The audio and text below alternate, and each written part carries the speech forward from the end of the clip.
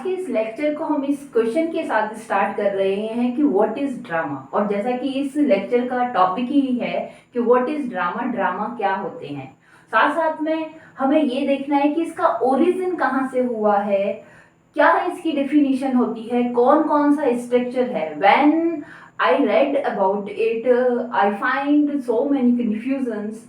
और इसी कंफ्यूजन, आपके कंफ्यूजन को भी दूर करने के लिए मैंने यहाँ ट्राई किया है कि सारा सब कुछ मटेरियल कि ड्रामा के अंदर हमें आखिर में पढ़ना क्या क्या होता है वो आपके सामने एक ही व्यू पॉइंट में सब कुछ रख सकूं। तो यहाँ आप देखेंगे कि मैंने डेफिनेशन लिखी है, ओरिजिन लिखा है, साथ साथ में टाइप्स ऑफ ड्रामा आपके सामने लिखे हैं कि कौन कौन से ड्रामा के टाइप्स हैं वो जो हमें पढ़ने भी चाहिए, है ना। और स्ट्रक्चर ऑफ द प्ले कि जब ये ड्रामा का जो स्ट्रक्चर क्या होता है, किस प्रकार से ये बनता है, एंड एलिमेंट्स इन ड्रामा। और फिर हम बात करेंगे प्री एलिजाबेथन ड्रामा और एलिजाबेथन ड्रामा की।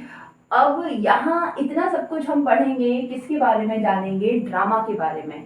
इससे पहले फॉर्म्स ऑफ पोइट्री की हमने बात की, जिसमें हमने देखा कि भाई सोनेट्स क्या होते हैं, बल्लेट क्या होते हैं, ओड, लिरिक, पास्टरल, इडिल, और हम पास्टरल की बात की, हमने लिरिक की बात की, इपिक की बात की, मॉक इपिक की हमने डिस्कस किया। तो आपको इस सब की पोइट्री, फॉर्म्स ऑफ पोइट्री की सेपरेट प्ले लिस्ट मिल जाएगी, वहां जाकर आप फॉर्म्स ऑफ पोइट्री क्या होती हैं ये सब देखेंगे। और उसके बाद अभी तो आप ये देख रहे हैं कि व्हाट इज ड्रामा, साथ साथ में अब यहाँ से जितने भी लेक्चर इससे बन पड़ते हैं तो आपको ब्रीफली मैं हर एक लेक्चर को, हर एक पॉइंट को डिस्क्राइब करूंगी। So in future you will find or separate playlist for this term.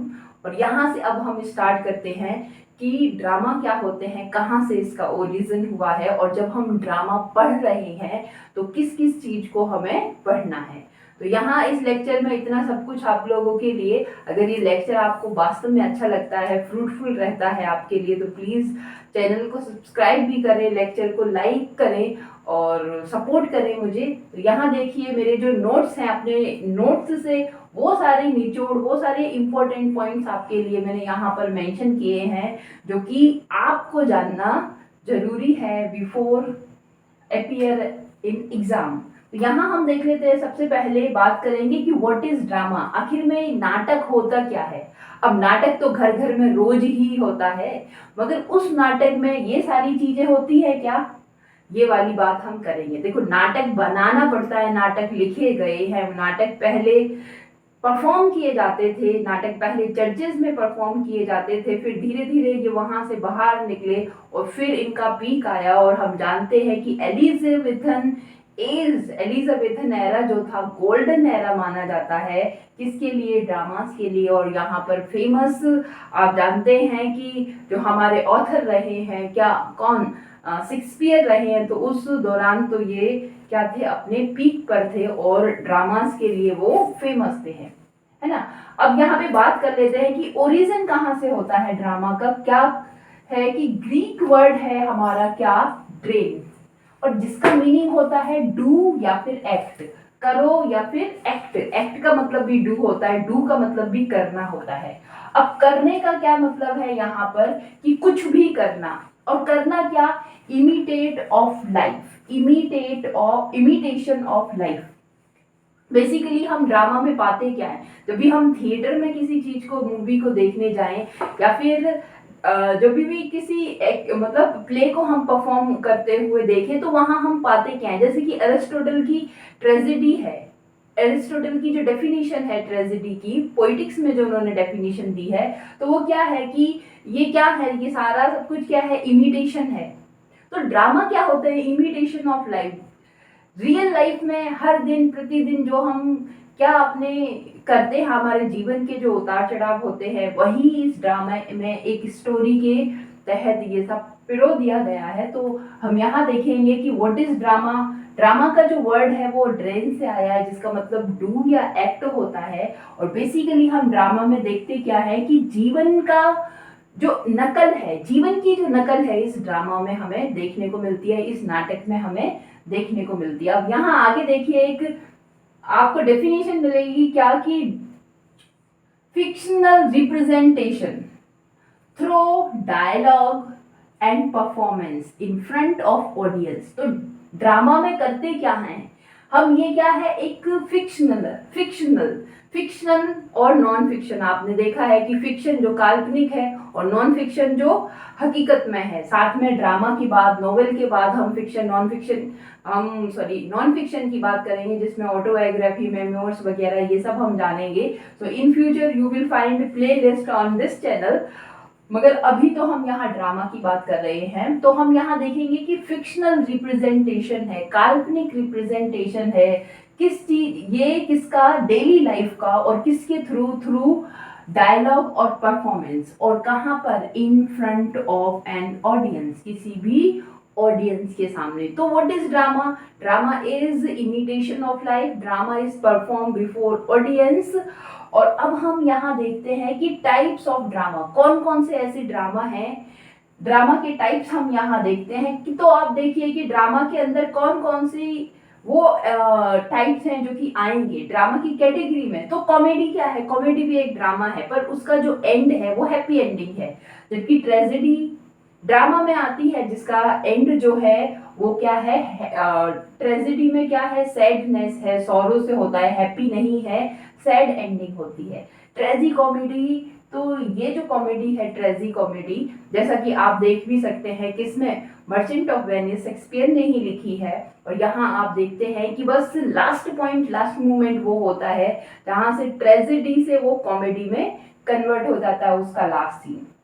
History play, तो वो हिस्ट्री से रिलेटेड है। प्रॉब्लम प्ले की बात करें तो हम यहाँ पर बात भी कर रहे हैं जॉन गाल्सवर्दी से रिलेटेड, जो हमारे सिलेबस में भी है। तो प्रॉब्लम प्ले उन्होंने लिखे हैं, बहुत फेमस माना जाता है प्रॉब्लम प्ले के लिए उनको।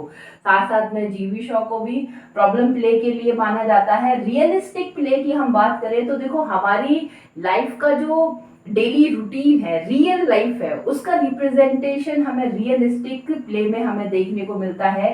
टीएस इलियट ने यहाँ पर काम किया है रियलिस्टिक प्ले में। पोएटिक ड्रामा हमें देखने को मिलता है। अब ये जो पोएटिक ड्रामा है, इसमें हमें क्या देखने को मिलता है, इसमें हमें जो ड्रामा है डेट इज इन पोइट्री, मुझे माफ करना, यहाँ पर जो वर्क किया है ये टीएस इलियट ने यहाँ पर पोएटिक ड्रामा को लिखने में योगदान दिया है अपना। आगे हम देखेंगे इपिक थिएटर, और जो भी इसी ड्रामा के टाइप्स में है, और theatre of absurd. Theatre of absurd, देखो बाद में यहाँ एलिजाबेथन टाइम के ड्रामास यहाँ पर भी मैंने मेंशन किए हैं, मॉडर्न ड्रामास भी यहाँ मेंशन किए हैं, यहाँ प्री एलिजाबेथन ड्रामा के बारे में मैंने मेंशन किया है। इसके बाद में हम ये सारी चीजें डिटेल में जानेंगे, क्योंकि आप ड्रामा को पढ़ रहे हैं तो ड्रामा को पढ़ने के लिए इन सारी चीजों को हमें डिटेल स्टडी करना भी जरूरी है। पर वो detail study will be exam oriented, जहां से हमारे क्वेश्चन आराम से हमसे हो सके। तो इतना मैं ट्राई करूंगी कि आपको सारा ही ये इन पॉइंट्स पर आपको मैं कुछ ना कुछ प्रोवाइड करूं, ब्रीफ में, डिटेल में नहीं, जो कि हमारे एग्जाम ओरिएंटेड से। तो थिएटर ऑफ एब्सर्ड की हम बात कर ले तो ये क्या है, एब्सर्ड जैसे कि बेतुका। तो ये थिएटर ऑफ एब्सर्ड की बात करें तो मॉडर्न टाइम के जो ड्रामाज है आफ्टर वर्ल्ड वॉर सेकेंड, तो थिएटर ऑफ एब्सर्ड जो है इसका एस्टेब्लिश हुआ, और यहाँ से जो ड्रामा, जो लिखने का जो स्टाइल था वो टोटल ही बदल गया। अब उसमें क्या है, यहाँ पर प्लॉट, करेक्टर, स्टोरी, ये सारी चीज हमें देखने को नहीं मिलते, जैसे कि ऊपर यहाँ हमें ट्रेजेडी, कॉमेडी, हिस्ट्री प्ले में हमें देखने को मिलते हैं। फार्स की हम बात करें तो ये एक बेतुकी सी कॉमेडी होती है। मेलोड्रामा की हम बात करें, ड्रामेटिक मोनोलॉग की बात करें तो आप देखिए यूलिसिस, देखिए डचेस ऑफ माल्फी आप देखिए। क्लोजेट ड्रामा की बात करें तो ये सिर्फ रीड करने के लिए है। आप मिल्टन का सैमसन एगोनिस्ट इसमें देख सकते हैं। और इंटरल्यूड की बात करें तो इंटरल्यूड आप यहाँ देखिए, प्री एलिजाबेथन टाइम में इंटरल्यूड लिखे जाते थे, जबकि आप यहाँ देख भी सकते हैं कि जो इंटरल्यूड है क्या होता है, शॉर्ट पार्ट होता है बड़े बड़े ड्रामा के बीच में, जो हम शॉर्ट शॉर्ट स्टोरीज डाल देते हैं, जिससे कि क्या हमारी जो ऑडियंस है वो बोर ना हो, जो ऑडियंस है वो बोर ना हो, इसके लिए हम जो शॉर्ट स्टोरी बीच में डाल देते हैं। आप प्रॉब्लम प्ले में गर्ल्स वर्दी जो ने जो प्रॉब्लम प्ले लिखे हैं तो उन्होंने उसमें इंटरव्यूड भी डाले हैं, वहां से आप इसको को रिलेट कर सकते हैं कि इंटरव्यूड क्या होते हैं। और अगर मेरे साथ आप टीजीटी की तैयारी करने के लिए हैं तो ये तो पढ़ना हमें जरूरी ही है। तो ये सब हमने देखे कि टाइप्स ऑफ ड्रामा, इतना सब कुछ हमें ड्रामा के बारे में पढ़ना है। यहाँ अभी हम बात करेंगे कि structure of play, structure of play कह लीजिए या फिर स्ट्रक्चर ऑफ ड्रामा कह लीजिए, एक ही बात है। अब यहाँ देखिए, कोई भी हमारा घर है कैसे बनेगा, उस घर के अंदर क्या क्या होना चाहिए। तो अब आंसर आपको मिल गया कि घर है तो घर के अंदर कमरे होने चाहिए, कमरों से ही काम नहीं चलेगा। किचन भी होनी चाहिए, उससे ही काम नहीं चलेगा, उसमें वॉशरूम भी होना चाहिए, पोर्च भी होना चाहिए। So many things are there, ठीक है, तब वो एक घर घर लगेगा। सेम कि जब हम एक ड्रामा बना रहे हैं, जब लिखने वाला एक ड्रामा लिख रहा है तो कौन कौन सी ऐसी चीजें हैं जिसे उसे अपने ड्रामा में मेंशन करना चाहिए, है ना, जिससे कि वो क्या एक ड्रामा बने, एक लाइफ को रियल में वो इमिटेट कर पाए। तो यहाँ पर आप देखिए कि जो स्ट्रक्चर ऑफ प्ले है, स्ट्रक्चर ऑफ ड्रामा है, तो इसमें हम यहाँ पर 5 चीजें देखते हैं। इसमें हम यहाँ पर 5 चीजें हम यहाँ देखते हैं, और वो क्या है, एक्सपोजिशन, कॉम्प्लिकेशन, क्लाइमैक्स, रिजोल्यूशन, डिनोमा, और डिनोमा का ही पार्ट है कि सॉल्यूशन और कैटेस्ट्रॉफी।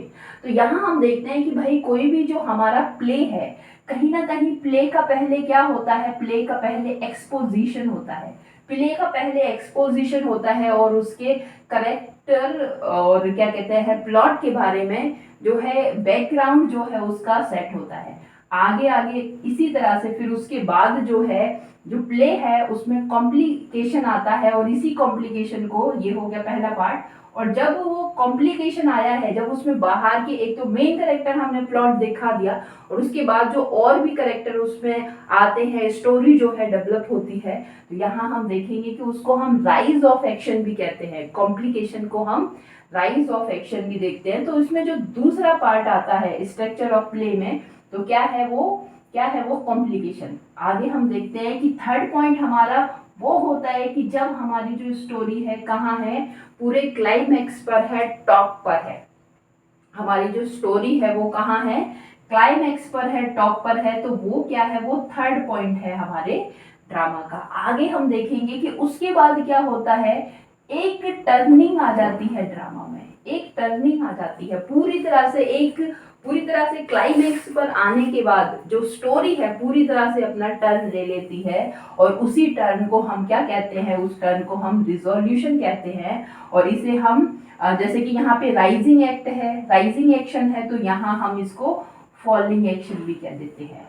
और उसके बाद जो स्टोरी है, उस स्टोरी में क्या आता है, डिनो में आता है, डेनुमा आता है, सॉरी इसका प्रोनाउंसिएशन ही ऐसा है, बट स्पेलिंग आप इसकी याद रखें, इसमें ई आता है यहाँ पर, DENOUEMENET, डेनुमा। अब यहाँ पे हम देखेंगे कि डेनुमा क्या है, फॉलिंग एक्शन है। डेनुमा क्या है, स्टोरी का जो एंडिंग है, जो फॉलिंग एक्शन है, उसको हम डेनुमा कहते हैं। और जो स्टोरी है वो ट्रेजेडी हो सकती है और कॉमेडी भी हो सकती है। अगर हमारी जो स्टोरी है वो ट्रेजेडी है तो फिर उसमें क्या होगा, उसमें कैटास्ट्रॉफी होगा। अगर हमारी जो स्टोरी है वो कॉमेडी है तो कॉमेडी में क्या है, क्योंकि प्रॉब्लम का क्या मिल जाता है कॉमेडी में, at the end everything is happy, everyone is there happy, और वहां पे हमें क्या मिल जाता है, इसी प्रॉब्लम का सॉल्यूशन मिल जाता है। आप देखिए कि जिस तरह से एक रिसर्चर को, एक साइंटिस्ट को है कुछ इन्वेंशन या इन्वेंटेटर को इन्वेंशन करने के लिए किसी प्रॉब्लम की हमें जरूरत पड़ती है कि भाई कोई तो प्रॉब्लम होगी, उसका ही तो सॉल्यूशन हम इन्वेंट करेंगे, कोई चीज बनाएंगे। ठीक है, अभी गर्मी लग रही है तो मेरे पास फैन नहीं है, तो एक बनना कुछ भी जिससे कि हवा की जा सके। अब उसी में और क्या हुए, चेंजेस हुए, इनोवेशन आए, अब हमारे पास एसी कूलर वगैरह हैं। ठीक है, तो अब इसी तरह से यहाँ पर आप देखिए कि स्ट्रक्चर ऑफ प्ले, जब ये ड्रामा बनने लगा तो जो स्टोरीज हैं, बहुत सारी जो स्टोरीज हैं वो डेवलप होने लगी और उनमें नए नए तरीके से उतार चढ़ाव आने लगे, उनमें नया तरीके अपनाया जाने लगा। तो it is what it is कि जब एक्सपोजिशन है तो क्या प्रॉब्लम रही है, क्यों हम वो स्टोरी आपको दिखा रहे हैं वो हम देखेंगे। कॉम्प्लिकेशन में उस प्रॉब्लम का रेज होगा और उस प्रॉब्लम का रेज होगा तो एक ऐसा पॉइंट आएगा जहां पर वो स्टोरी क्लाइमेक्स पर होगी और उसके बाद उसका फॉल होगा। और उसमें फॉल होगा तो जब या तो हैप्पी एंडिंग होगी उसकी या फिर सैड एंडिंग होगी उसकी। और हैप्पी है तो ट्रेजिडी हो जाएगी और सैड एंडिंग है तो कॉमेडी हो जाएगी। तो यहाँ पर रिजोल्यूशन और कैटास्ट्रॉफी आप याद रखिए। आगे हम यहाँ पर कुछ एलिमेंट्स देखते हैं ड्रामा में। तो कौन कौन से ऐसे तत्व हैं जो हमें ड्रामा के लिए जरूरी है, उनसे मिलकर ड्रामा बनेगा। तो देखिए उसमें हमें एक्शन होता है, उसमें प्लॉट होता है, करेक्टर है, सेंटिमेंट्स हैं, डायलॉग्स हैं, एटमॉस्फेयर हमें ड्रामा में देखने को मिलता है। इंपॉर्टेंट आउटलुक ऑन लाइफ, जीवन का आउटलुक हमें देखने को मिलता है। आप देखिए जानिए कि एरिस्टोटल ने 6 इंपॉर्टेंट एलिमेंट दिए हैं किसके, ट्रेजेडी के। So here is not 6, it is more than 6। और हम यहाँ पे ड्रामा की बात कर रहे हैं। कोरस इसमें होता है, सॉलिलॉक्वी इसमें होती है, प्रोलॉग और एपिलॉग इसमें होता है और एसाइड होता है। एसाइड सॉलिलॉक्वी जैसा है मगर यहाँ पर क्या है, सॉलिलॉक्वी जो है वो क्या होती है, सॉलिलॉक्वी में वो अकेले ही बोलता है और तेजी से बोलता है। एसाइड भी इसी तरह का है। तो क्या डिफरेंस है ये भी हम देखेंगे आगे डिटेल में। प्रोलोग की हम बात करें तो प्ले के स्टार्टिंग में प्रलोग आपको देखने के लिए मिल जाएगा। तो प्रलोग हमें उसकी प्रस्तावना है, प्ले के बारे में बताता है। और एपिलोग क्या है, उसके एंड में कि एंडिंग के बारे में क्या कंक्लूजन निकलता है उसके बारे में बताएगा। ठीक है, वहाँ का एटमॉस्फेयर क्या रहेगा कि किस तरह का बैकग्राउंड है। डायलॉग्स आप देखिए, आपको एलिमेंट है, ये मेन एलिमेंट है किसके, ड्रामा के। जबकि एक्शन और प्लॉट एरिस्टोटल कहते हैं कि सोल ऑफ ट्रेजेडी, यहाँ पे हम ड्रामा की बात कर रहे हैं। ठीक है, आगे हम यहाँ देखेंगे कि ये सारी चीजें हमें मिलती हैं किसके लिए, ड्रामा के लिए, है ना। एक ड्रामा जब हम देखेंगे, पढ़ रहे हैं या फिर उसे समझ रहे हैं तो इन सारी चीजों को हमें समझना जरूरी है। आगे हम देखेंगे कि भाई ये सारे जो हैं ड्रामा के फॉर्म्स। अब हम देखते हैं कि भाई जो ड्रामाज हैं, लिखने की शुरुआत हुई तो लिखने की शुरुआत जो होती है, लिखने की नहीं, पहले सबसे पहले परफॉर्म करने की। तो हम जाते हैं मिडिवल पीरियड में, मिडिल एज में। तो वहां पर हम देखते हैं कि जो एक्टिंग करने का है तो कहीं ना कहीं क्या, जब फीस्ट त्योहार हुआ करते थे, चाहे वो ईव है, क्रिसमस है, तो वहां पर फीस्ट, वहां लोग चर्चेज में जाया करते थे। और वहां पर कुछ एक्ट हैं जो कि old testament, Bible, new testament, वहां से रिलेटेड जो रिलीजियस जो ड्रामाज हैं, रिलीजियस जो स्टोरीज हैं, वहाँ परफॉर्म की जाती थी। और वहाँ गॉड, जीसस, है ना, इन सब के बारे में बताया जाता था। मगर ये सारी चीजें जो होती थी, it is inside the churches. Church जो होती हैं उनके अंदर हुआ करता था। तो लोग वहाँ उनके अंदर उन्हें देखने के लिए आया करते थे। पर धीरे धीरे क्या होने लगा कि वहाँ पे जो पब्लिसिटी है वो ज़्यादा होने लगी, लोग ज़्यादा आने लगे वहाँ पर। और उसके बाद जो वहाँ पर प्ले जो परफॉर्म किया जाता था, जो सेंट्स, संतों के द्वारा ही किया जाता था, अब वो चर्च से बाहर निकल गया। अब जब ये चर्च से बाहर निकल रहा तो उसने अपना अलग ही रूप ले लिया। मगर जब तक वो चर्चेस के अंदर था, और जब हम बात कर रहे हैं प्री एलिजाबेथन एरा की, ड्रामास की, तो प्री, इससे पहले ये सारी बातें तो हम यहाँ देख रहे हैं तो वो क्या है, एलिजाबेथन के टाइम की है, मॉडर्न टाइम की ये सारी हैं। मगर प्री एलिजाबेथन में क्या, किस तरह के वर्क हुआ करते थे कि मिरेकल प्लेज हुआ करते थे। और मिरेकल प्लेज ये जो हुआ करते थे कहाँ पर परफॉर्म हुआ करते थे, तो ये परफॉर्म हुआ करते थे चर्च के अंदर।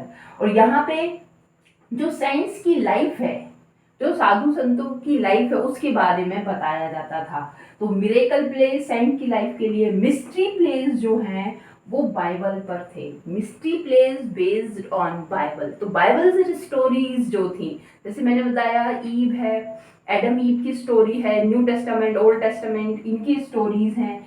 है ना, इन सब के बारे में बताया जाता था। साथ साथ में इन दोनों के बाद miracle place starting, early starting में मिस्ट्री प्लेस, और उसके बाद आने लगे क्या, मॉरलिटी प्लेस। और मॉरलिटी प्लेस जिसमें कहीं ना कहीं वाइस और वर्च्यू की बात कही जाती थी, मतलब गुण और दोष की बात, कि कौन कौन से ऐसे एलिमेंट्स है जो कि वर्च्यूज की कैटेगरी में, गुण की कैटेगरी में आते हैं, और दूसरे किसकी कैटेगरी में, वर्च्यू और वाइज, हाँ, गुण और दोष की कैटेगरी में। तो ये सारी चीजें परफॉर्म की जाती थी। जो लोग हैं, कॉमन पीपल हैं, जो चर्च में आते थे, वहाँ उनको इसी यहाँ एक्ट करके प्ले के थ्रू यहाँ पे उनको समझाया और बताया जाता था। क्यों? क्योंकि वहाँ पे उस वक्त तो कुछ रिटन था ही नहीं। और उसके बाद हाँ, यहाँ पर जो प्री एलिजाबेथन टाइम में इंटरल्यूड भी हमें देखने को मिलते हैं।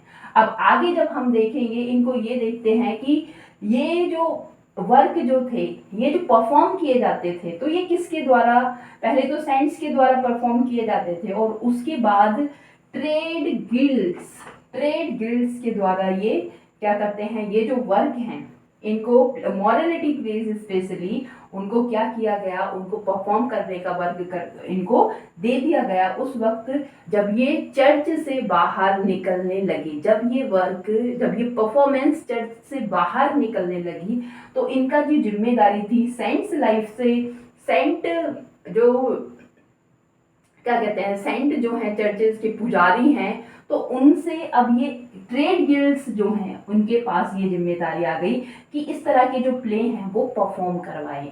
तो ये लोग उनको क्या करवाते थे, इनको ये जो प्लेस हैं इनको परफॉर्म करवाने का ये काम किया करते थे। और उसके बाद क्या होता है, प्री एलिजाबेथन में ये सारी चीजें, जब एलिजाबेथन एज आता है तो पूरी तरह से ये चेंज हो जाता है। और एलिजाबेथन एज को हम जानते हैं क्या, गोल्डन एज ऑफ ड्रामा। तो यहाँ पर जो हमने समझा वो ओरिजिन के बारे में समझा, वो डेफिनेशन के बारे में हमने ड्रामा में हमने यहाँ देखा कि लाइफ की, नाटक में क्या है, नाटक में जो भी जीवन है, जीवन का इमिटेशन है, जीवन की नकल है। वहां पर भी एक फिल्म चल रही है, वो भी हमें किसके बारे में बताती है, वही लाइफ के बारे में बताती है। So that a person is interested to see other things, वो द प्ले, बिकॉज वो उसकी लाइफ से को रिलेट करता है। तो यहाँ हमने ड्रामास के बारे में देखा, इनके लिए डिटेल, जैसा कि मैंने कहा कि यहाँ पे इनको एक ही बार में समझाना तो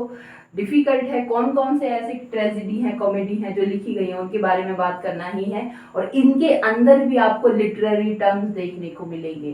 तो it's what I should say कि बड़ा मुश्किल है ये कहना कि ये कितना लंबा और कितना बड़ा टॉपिक है। ठीक है, इसको प्रिपेयर करने में भी बहुत टाइम लगा। और यहाँ पे हमने स्ट्रक्चर देखा कि किस तरह से स्टार्टिंग होती है, प्लॉट कैरेक्टर, एक्सपोजिशन होता है, कॉम्प्लेक्शन आता है, उसमें राइजिंग आती है, क्लाइमेक्स के बाद फॉल आता है और डिनोमा आता है। यहाँ पे हमने एलिमेंट्स देखे, प्री एलिजाबेथन ड्रामास के बारे में देखा, और सबसे इम्पोर्टेंट ट्रेड गिल्ड्स जो हैं इसके बारे में हमने यहाँ पर देखा, जो कि चर्चेस के बाद जिसको परफॉर्म करने की जो ड्यूटी थी इन वर्क को, इन ड्रामास को, परफॉर्मेंस को, तो वो ट्रेड गिल्ड्स के पास थी। तो it is something about drama. सारा सब कुछ तो नहीं है पर कुछ है ड्रामा के बारे में, और हम डिटेल में इन सब की स्टडी करेंगे। और सबसे पहले आपको जो लेक्चर मिलने वाला है इसके बाद, it is about pre Elizabethan drama, उसके बाद एलिजाबेथन ड्रामा, और उसके बाद हम एक एक करके ये सारे टॉपिक्स की आपको प्लेलिस्ट आपको देखने को मिल जाएगी नियर फ्यूचर। और ये लेक्चर आपको बहुत ही अच्छा लगा होगा, आई होप बेनिफिशियल भी है। मैं आशा करती हूँ कि आपको अच्छा लगा है, आप इसे सब्सक्राइब करेंगे, लाइक करेंगे, इतना तो आप कर ही सकते हैं। So thanks for your help, thank you for watching it, thank you.